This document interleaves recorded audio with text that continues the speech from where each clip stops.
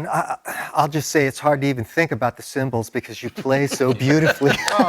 Distracting. Thank you for the lesson. You know, and I got choked up and had to leave. Yeah. You know, it was interesting as you described them. The only one you're reserved about is the ride, and the only one I didn't think was successful for you in the array. You know, the ride tended to overwhelm your articulation. And I think it, like I said, it would work really well for light stuff.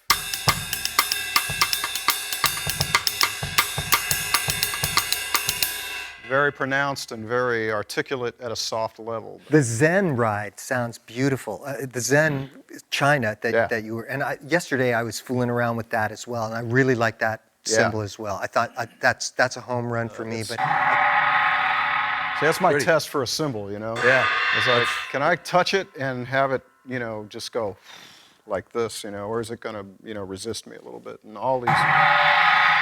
That's just music right there, man. You know, the other thing I want to say is, I don't know if it's because of the angle, but you, out here, they sound much different than anybody else who's played them. You know, to me, to my ear, when I hit the arrow, I hear a certain thing. From out here, I heard a different thing from Neil and a different thing from Tony and a completely different thing from you. Well, I think that's the beautiful thing about, I mean, just to say it to any young players watching this, is the beauty of being yourself and realizing that you are yourself, you know, that you make, you know, it's a funny story. I don't know if you know the sax player George Coleman, who that is. Came off the stage and his saxophone was on the stage and somebody was talking to him and he said, man, that saxophone sounds amazing. And he looked at him and he said, yeah, well, how does it sound now?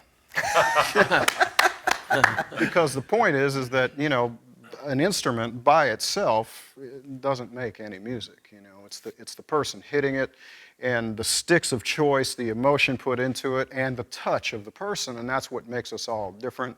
So, of course, the drums and a cymbal is going to sound, you know, completely different. Those hi-hats really sing under your particular touch. This is probably my favorite component out of the entire group here. These give me ideas. This is inviting. It makes you play a certain way because of the way the cymbals respond.